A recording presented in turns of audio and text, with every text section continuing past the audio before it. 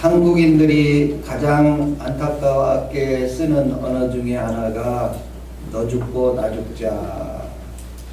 아마 험한 세월을 지내서 이런 말들을 하지 않나.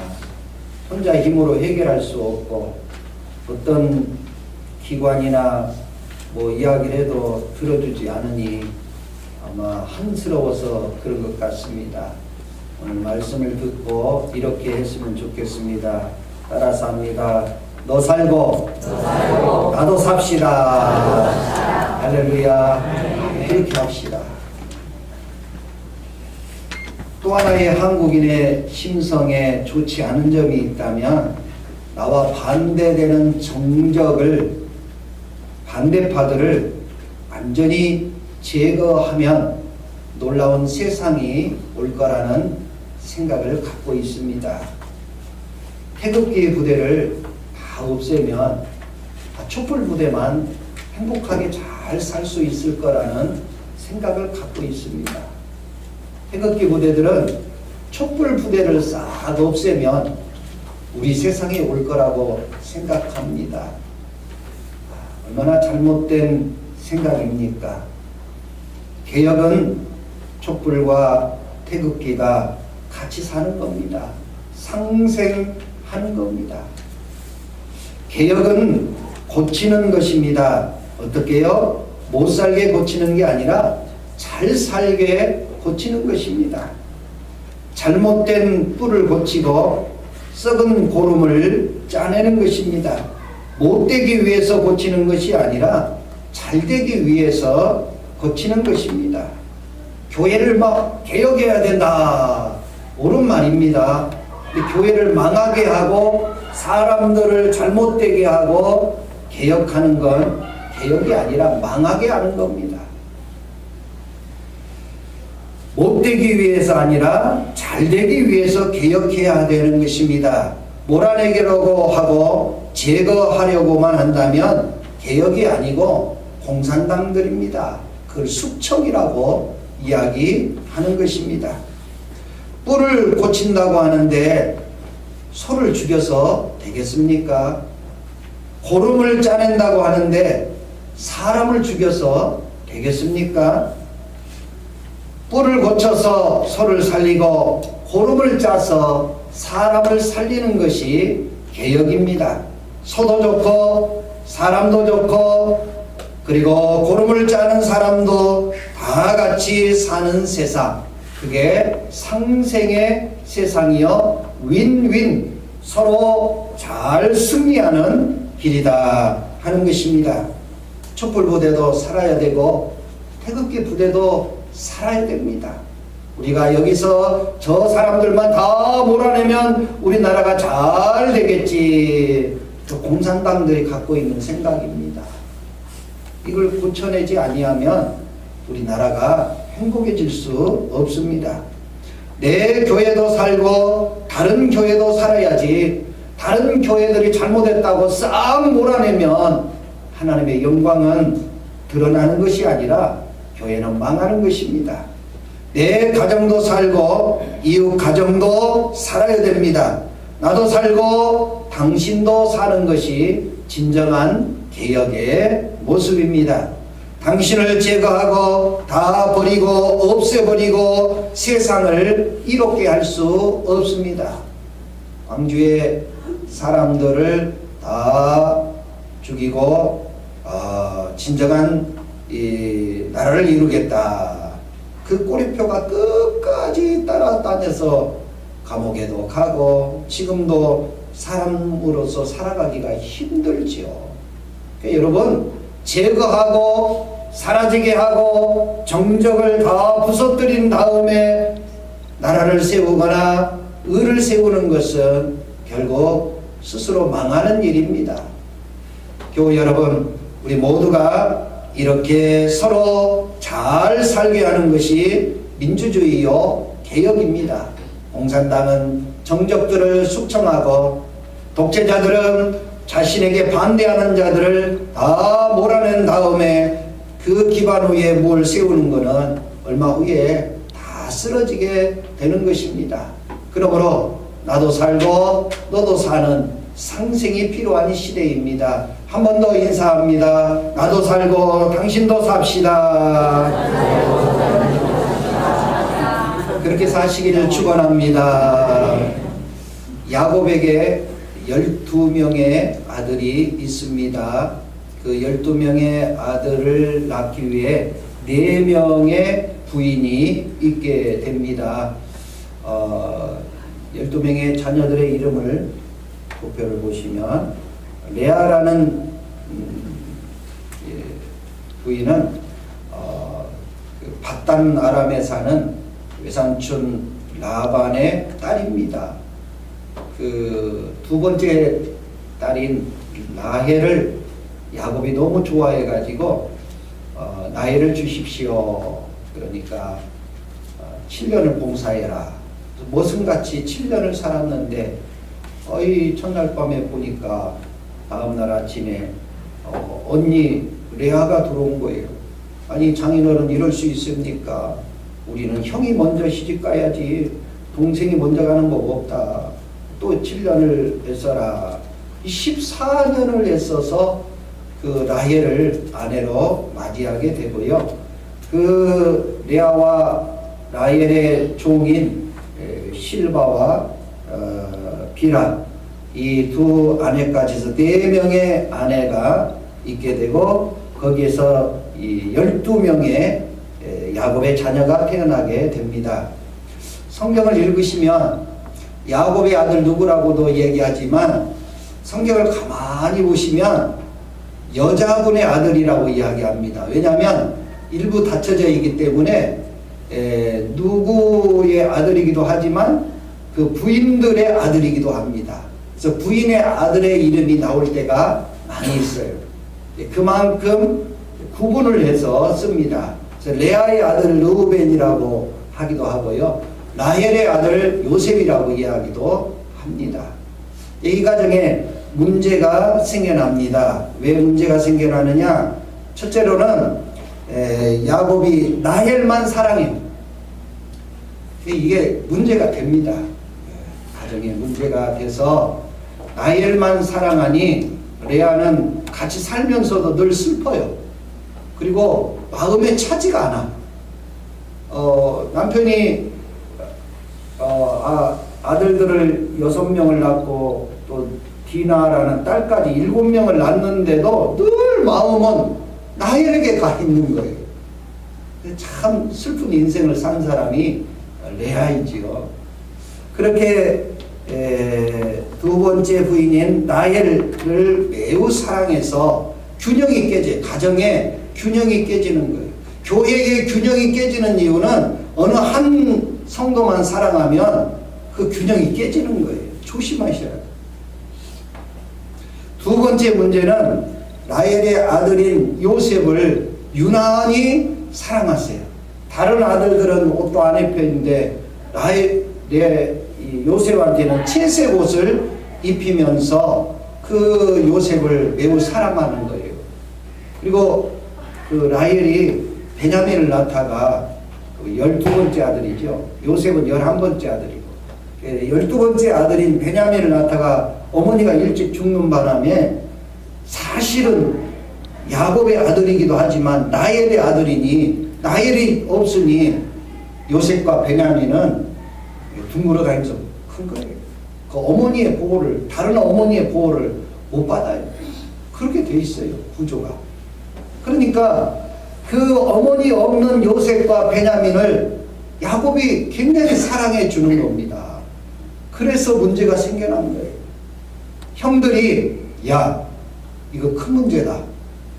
저렇게 요셉을 사랑하는 것도 질투가 나지만 더 큰 문제는 아버지의 재산이 르우벤인 형한테, 큰아들한테 오는 게 아니라 저 요셉한테 다 내려가게 생겼다. 그래서 요셉을 죽이기로 작정을 합니다. 그래서 이 레아의 아들들이 공모를 해가지고 웅덩이에 빠져 죽게 만들려고 하는데, 네 번째 아들인 유다가 형님들 그렇게 하지 맙시다. 우리 어머니가 다를지라도 아버지가 똑같은데 어떻게 그럴 수 있습니까? 그래서 유다의 만류에 의해서 이 요셉을 애국으로 가는 상인한테 노예로 종으로 팔아버립니다. 그러니까 같이 피를 나눈 형제인데 원수들이 돼버린 겁니다. 요셉과 나머지 베냐민을 뺀 10명의 형제들이 이렇게 원수들이 되어버렸습니다. 창세기 37장 5절 시작.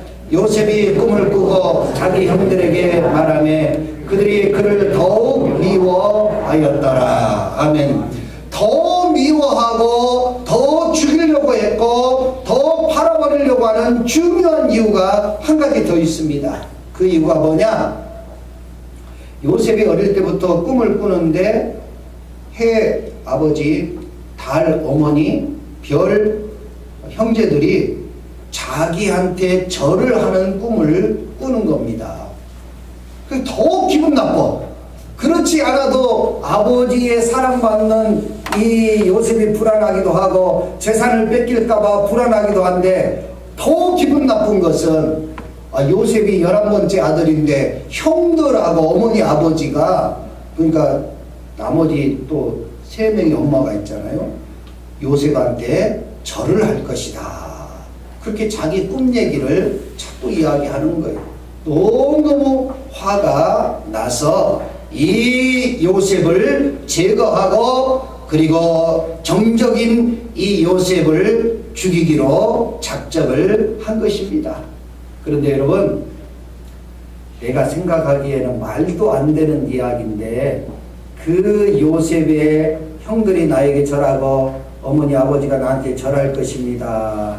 그 예언이 그대로 맞아갑니다. 창세기 42장 2절 시작. 때에 요셉이 나라의 총리로서 그 땅 모든 백성에게 곡식을 팔더니 요셉의 형들이 와서 그 땅에 엎드려 절하매. 예언이 맞았죠. 그러니까 요셉은 거짓말한 게 아니었어요. 진실을 이야기한 거예요. 교우 여러분, 내가 보기에는 말도 안 되는 짓을 하고 있는데 나중에 보니 그 말이 진실로 다가오고 있어요. 형들이 절하고 있는 거예요. 교우 여러분, 요셉은 형들이 아버지나 어머니가 자기에게 절하게 하는 교만함으로 이야기한 게 아니라 자기가 애굽의 총리가 되고 당신들이 나한테 절을 할 만한 내가 그 위치에 될 때 당신들을 살려낼 수 있습니다. 그런 뜻입니다. 그러니까 우리가 생각하기에는 교만하지만 요셉은 하나님의 은혜를 받아서 꿈을 꾸면서 형들이 나한테 절을 하게 될 때 바로 그 형들과 아버지를 살릴 수 있게 되는 위치에 올라가게 되는 것입니다. 절을 받는 총리에 올라야 어머니와 형제들을 살릴 수가 있는 것입니다. 자기를 죽이려고 했던 형들, 자기를 노예로 팔았던 형들, 최고의 원수들입니다. 이제 형들이 자기한테 절을 하는 위치에 섰고 이제 형들에게 복수할 기회가 드디어 왔습니다. 개혁할 때가 왔습니다. 이 못된 형들, 악한 형들 다 몰아낼 때가 왔습니다. 그런데 요셉이 그 마땅히 죽여야 할 형들, 페르나 형들, 아버지한테 요셉이 짐승한테 물렸다고 거짓말한 형들, 엄마도 없는데 그 동생을 팔아버린 형들, 그거 다 죽여야죠. 다 없애버려야죠. 다 숙청시켜야죠. 그러지 않겠어요? 이런 못된 놈들하고 어떻게 같이 삽니까? 그런데 요셉은요, 그 형들을 다 애굽 땅으로 오게 만듭니다. 아버지, 어머니들, 그 다음에 형들, 그 다음에 조카들, 그 형들의 부인들, 하인들, 짐승들 다 다 데리고 옵니다. 여러분, 개혁한다고 형들을 다 죽이고 이것을 바로잡기 위해서 모든 페르나들을 다 죽이면 요셉은 살인자가 되는 거요, 형들을 죽이는 페르나가 되는 거요, 그리고 하나님 앞에서 용서하지 못하는 저주받은 인생이 되는 것입니다. 여러분이 교회에 오셔서 저 집사님만 없어지면 좋겠어, 저 사람이 교회 물을 다 흐려놔, 저 정적을 없애야 돼. 하나님이 잘했다, 없애라, 노예로 팔아버리라, 웅덩이에 묻어버리라. 과연 그렇게 말하실까요? 요셉은 그렇게 하지 않았습니다.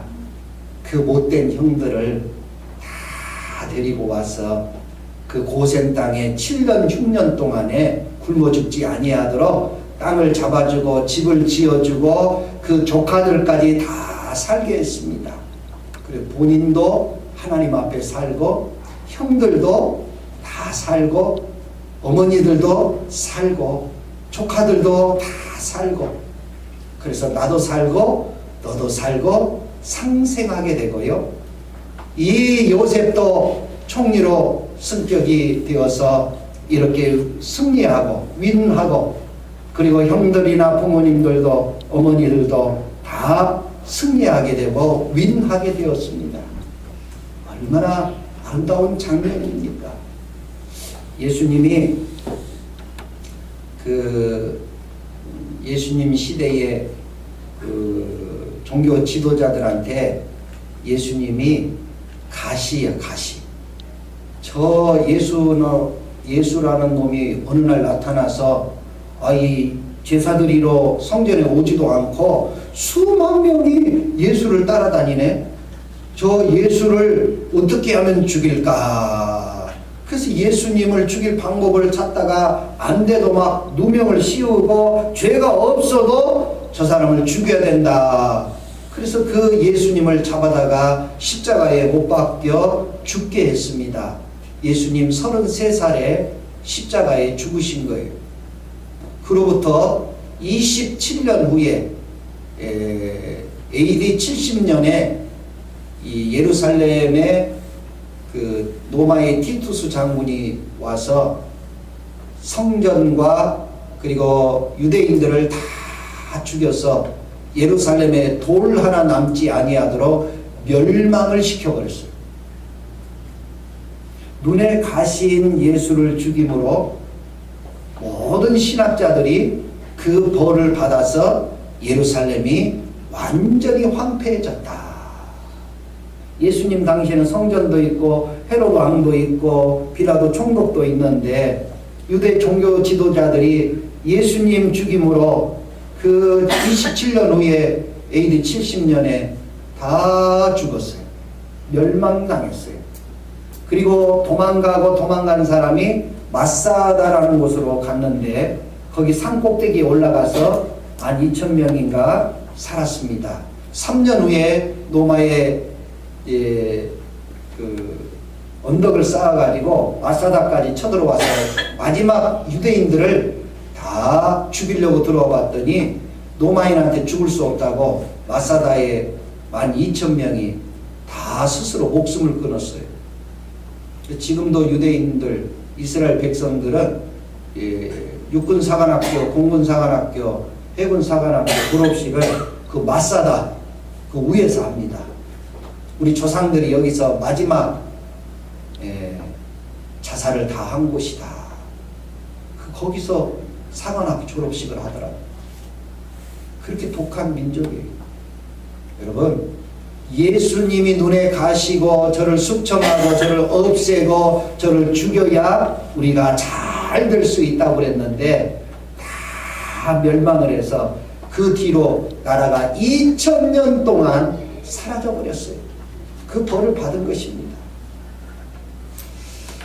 교우 여러분, 요셉은 총리가 되어서 자기 원수요, 자기를 팔아버리고 자기가 외로울 때 도움을 주지 않았던 이 형들을 다 죽이는 것이 아니라 70명의 사람들을 다 데려다가 땅을 주고 집을 지어주고 농사를 짓게 하고 다 살게 해서 본인도 살고 가족도 살고 모두가 살게 하는 상생의 역사를 이루었더니 바로 사는 역사가 일어났습니다. 이 세상의 진정한 승리자는 예수님을 죽인 유대 종교 지도자가 아니고 자기의 원수의 형들인 이 요셉의 상생의 원리로 70명을 다 끌고 와서 살려냈더니 요셉이 승리했습니다. 노예로 끌려왔는데 총리가 되기도 했지만 자기의 아들을 2명이나 있는데 므낫세와 에브라임을 다른 야곱의 아들들은 한목들인데 자기가 빠지고 아들들을 올려서 두목을 받는, 아버지 야곱한테 두목의 축복을 받는 그런 은혜를 누렸어요. 그리고 70명이 애굽 땅으로 와서 그 땅이 얼마나 기름지고 좋은 나일강 삼각주다 보니까 430년 후에 70명이 200만 명이 됐어요. 여러분, 내가 부흥이 되고 내 가정이 부흥되고 내 교회가 부흥되고 이 나라 이 민족이 부흥되기를 원하면 정적을 제거하고 정적들을 죽이려 하고 정적들을 사라지게 하면 나는 부흥될 수 없습니다. 살리시기를 주님의 이름으로 축복합니다. 살아나게 하는 것이 부흥되는 은혜가 있는 것입니다. 12명의 아들 중에서 그 야곱의 아들들이 10명이 그 요셉을 죽이든지 팔아버리든지 해서 한 명을 빼냈지요. 그러니까 집안이 조용해지기는 했는데 12명에서 한 명이 나갔으니 우리 어린아이들 말대로 쫄은 거죠. 쫄았어요. 집안이 쫄은 거예요. 여러분, 요셉은 그 형들을 다 죽여도 시원찮은데 그 형들을 살렸더니 200만 명으로 살아났어요. 한 명도 죽이거나 내쫓지 아니하고 다 살렸어요. 그랬더니 70명이 200만이 되었으니 이게 부흥한 것입니다. 여러분의 가정 부흥되기를 원합니까? 여러분의 못된 자식들 사라지게 만들지 마세요. 여러분이 다니는 교회의 교인들, 저 집사님만 없으면 내가 참 신앙생활 잘할 텐데, 쫄은 거예요. 그 사람 내보내면. 우리는 살려야죠. 여러분, 진정한 부흥이 뭡니까? 불어나고 더 잘 되는 일입니다. 70명을 200만 명으로 만들었으니 요셉은 부흥 강사입니다. 부흥사입니다. 우리 대은의 교우들도 부흥사가 되기를 주의 이름으로 축원합니다. 부흥되기를 주의 이름으로 축원합니다. 우리가 살려야지요. 너도 살고 나도 살리는 길이 부흥이 되는 일입니다. 부흥이 되기 위해서 70명의 자녀들이, 그 형제들이, 부모들이 지금 오늘 본문 이스라엘 땅에 있다가 애굽 땅으로, 고센 땅으로 오는 장면이 오늘 본문의 말씀입니다. 29절 다 같이 읽어봅시다. 시작. 요셉이 그의 수레를 갖추고 고센으로 올라가서 그의 아버지 이스라엘을 맞으며 그에게 보이고 그의 목을 어긋맞춰 안고 얼마 동안 울매. 저는 이 장면을 이렇게 묵상하면서 그림을 그렸어요. 그래서 원수 같은 형제들이 조카들을 이끌고 이렇게 애굽 땅으로 올 때 서로 어긋맞대고 형님들 잘 오셨습니다. 아버지도 깨안아주고 형님들도 깨안아주고 조카들도 요셉이 일일이 다 깨안아줬을 거예요. 얼마나 아름답습니까? 너도 살고 나도 살았으니 얼마나 좋습니까? 우리 기독교가 이렇게 해야 되는데, 기독교인이 이렇게 해야 되는데, 저 사람들 없애버리고 저 사람들 못됐으니 사라지게 하면 우리만 잘 될 텐데 쪼는 거예요. 도움될 게 아니에요. 요셉은 본인이 잘못한 게 아닌데 형들이 와서 잘못했다고 빌어야 되는데 요셉이 다 깨알아줬어요. 또 다 꺼내줬어요. 그게 상생의 원리입니다. 그 다음에 30절 말씀 시작. 요셉이 이스라엘이 요셉에게 이르되 내가 지금까지 살아있고 내가 내 얼굴을 보았으니 지금 죽어도 족하도다. 아멘. 야곱은 얼마만큼 행복한 줄 아세요? 죽을 만큼. 죽어도 여한이 없도다. 나도 살고 너도 살리는 요셉을 보면서 야, 나 죽어도 괜찮다. 죽을 만큼 행복한 거예요. 교인들이 예수 믿고 죽을 만큼 행복해야 되는데 우리가 시집가고 장가가서 가정을 이루면서 죽을 만큼 행복해야 되는데 여러분이 사업하고 여러분이 무엇인가 직장을 다니면서 죽을 만큼 행복해야 되는데 이놈의 가정 언제나 없애버릴까? 이놈의 교회, 이놈의 직장 언제나 때려쳐버릴까? 이런 생각을 갖고 있어요. 왜 그런 줄 아세요? 원인은 단 하나예요. 같이 안 살라고 그래요. 상생의 원리가 없어요. 싫어도 미워도 용서하는 야곱의 상생의 원리가 나도 승리하고 너도 승리하는 이런 축복이 되어진 것입니다. 요셉의 품 안에 다 안겨서 죽을 만큼 행복한 삶을 이루는 나는 이 장면이 그림으로 이렇게 그려지더라고요. 우리 대은의 교우들 너도 살고 나도 살아서 죽을 만큼 행복하시기를 예수님의 이름으로 축원합니다. 그러면 우리 모두가 요셉과 같이 상생의 원리를 어떻게 가질 수 있느냐? 윈윈 스트래티지라는 이 상생의 원리, 시간이 없어서 짧게 5가지 이야기합니다. 너와 내가 같이 살 수 있는 원리입니다. 같이 부흥되는 원리입니다. 나도 행복하고 너도 행복해서 죽을 만큼 행복할 원리입니다. 첫째로 따라서 합니다. 과거를 묻지 않겠습니다. 요셉이 형들이 자기를 웅덩이에 막 집어넣고 밟고 흙으로 묻는 거 생각하면 그 가만두고 싶지 않아요.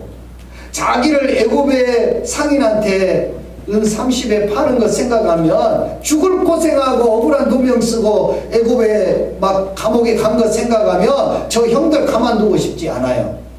그런데 이 요셉은 과거의 이야기를 다 묻었습니다. 그게 상생의 원리예요. 여러분, 여러분의 아내와 여러분의 남편의 과거 얘기 듣지도 말고 말하지도 마세요.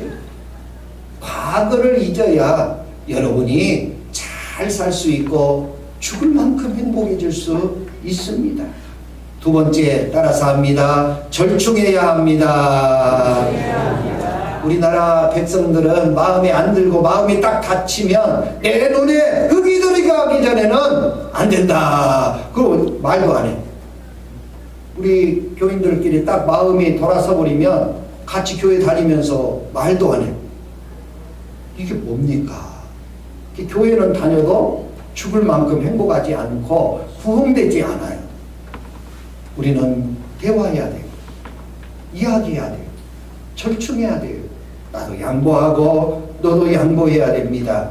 그래서 우리 모두가 한국인의 대화의 기술을 가져서 집사님 먼저 요셉이 손을 내밀었지 형들이 손 내민 게 아닙니다. 내가 잘한 사람이 먼저 손 내미는 거예요. 그것이 상생의 원리입니다.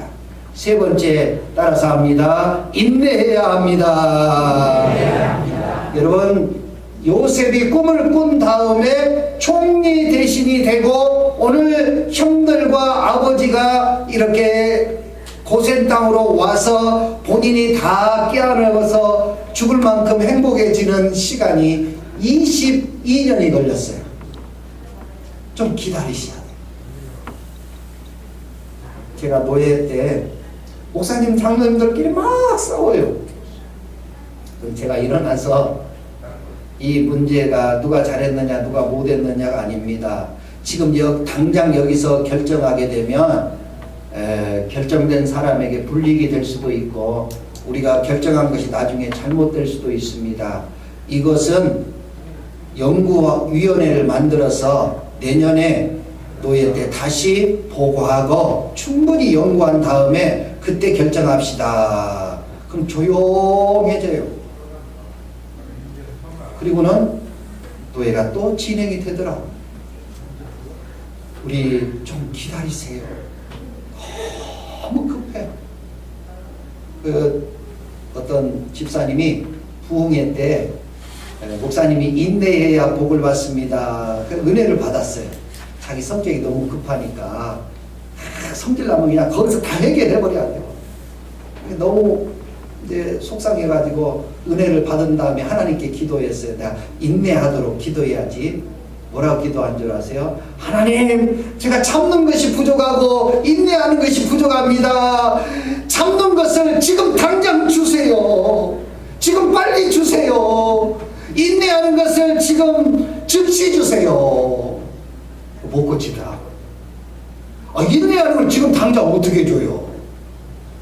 말이 안 되는 기도예요. 22년을 기다렸어요, 요셉이. 그랬더니 다 살게 됐어요. 모두가 살게 됐어요. 기다리세요. 좀 기다리세요. 네 번째입니다. 따라서 합니다. 복수를 오늘 말 안 하기로 작정하셨나요? 복수를 하나님께 맡기겠습니다. 내가 복수하는 것보다 더 정확하게 복수하실 분이 하나님이세요. 나는 잘못할 수 있어요. 복수할 때 내가 당할 수 있어요. 그런데 하나님께 맡기세요. 하나님은 눈동자와 같이 우리 머리털을 다 세시기 때문에 여러분이 생각지 못한 것까지 다 복수해 드릴 것입니다. 여러분 하지 마세요. 여러분이 복수하면 여러분이 당할 수 있어요. 여러분이 모르는 상태에서 막 성질만 나가지고 복수하면 나중에 본인이 다 당합니다. 이 요셉은 하나님께 맡겼어요. 그리고 자기는 형님들 살게 하고 자기도 살게 했어요. 복수를 안 했더니 부흥되는 역사, 죽을 만큼 행복해지는 역사가 일어났습니다.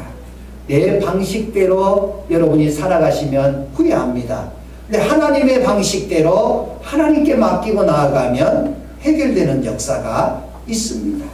복수하지 않았던 이 요셉은 죽을 만큼 행복하고 부흥되는 역사가 일어나고 이게 모두가 살아가는 윈윈 역사가 일어났습니다. 마지막입니다. 따라서 합니다. 화해하겠습니다. 이 땅에서 불지 아니하면서 하나님 앞에 하나님 우리 가정을 도와주세요. 우리 백성을 도와주세요. 나를 도와주세요. 이 땅에 다 묶어놓고 하나님 앞에는 나한테 풀어서 다 주라는 거예요. 아니에요. 따라서 합니다. 땅에서 불면 하늘에서도 불립니다.